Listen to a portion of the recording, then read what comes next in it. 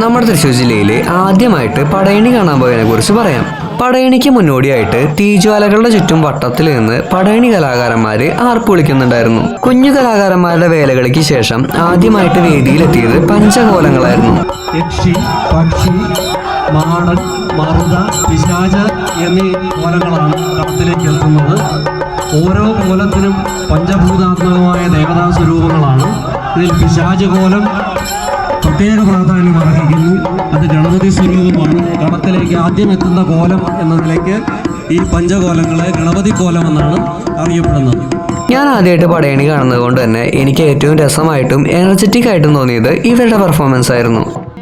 അല്പം നർമ്മത്തോടൊപ്പം ചടുലമായിട്ടുള്ള സ്റ്റെപ്പുകളൊക്കെ ഇട്ട് ഇവര് കാണികളുടെ കയ്യിലെടുത്തു. പിന്നീട് വേദിയിലെത്തിയത് ഭൈരവി കോലങ്ങളായിരുന്നു.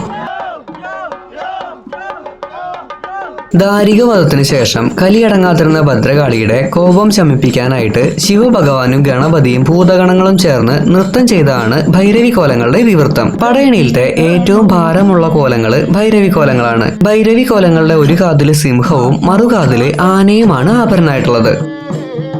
ഭൈരവി കോലങ്ങൾക്ക് ശേഷം വേദിയിലെത്തിയത് അരക്കി യക്ഷികളാണ്. ദാരിക യുദ്ധത്തിനിടയ്ക്ക് പടയാളികളുടെ രക്തത്തിൽ നിന്ന് ഉയർന്നു വന്ന ദേവതമാരായിട്ടാണ് അരക്കി യക്ഷികൾ അറിയപ്പെടുന്നത്. മറ്റു പടയണി കോലങ്ങളിൽ നിന്ന് വ്യത്യസ്തമായിട്ട് ഇവർക്ക് തലയിലെ കോലങ്ങൾ കാണുന്നത് കുറവാണ്.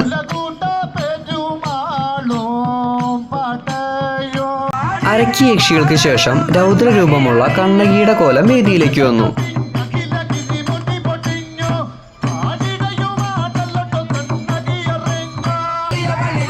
മധുര രാജാവായ പാണ്ഡ്യൻ തന്റെ പ്രിയ ഭർത്താവും നിരപരാധിയുമായിട്ടുള്ള കോവലനെ വധിച്ചതിന്റെ പ്രതികാരമായിട്ട് കണ്ണകി മധുരാപുരി ചുട്ടരിക്കുന്നതാണ് ഈ കോലത്തുള്ളലിന്റെ ഇതിവൃത്തായിട്ടുള്ളത്.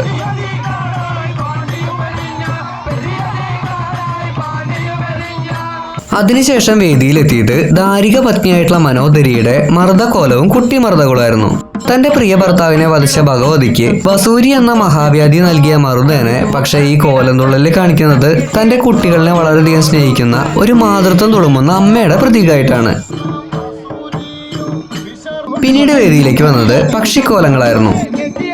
അമ്പാടിയിലെ ശ്രീകൃഷ്ണനെ ബകാസുരൻ വധിക്കാനായി എത്തുന്നതും ആ സമയത്ത് ആ വിഷം ശ്രീകൃഷ്ണനെ ബാധിക്കുന്നു എന്നും വസിഷ്ഠൻ എവിടേക്ക് വന്ന് ആ വിഷബാധ നീക്കുന്നു എന്നുമുള്ള കഥയാണ്.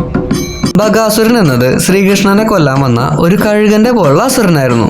പക്ഷി സംബന്ധമായിട്ടുള്ള രോഗബാധകളിനെ ഈ പക്ഷിക്കോലങ്ങൾ നീക്കുന്നു എന്നാണ് വിശ്വസിക്കുന്നത്. പക്ഷിക്കോലങ്ങൾക്ക് ശേഷം പ്രസിദ്ധമായിട്ടുള്ള കാലംകോലം വേദിയിൽ പ്രവേശിച്ചു.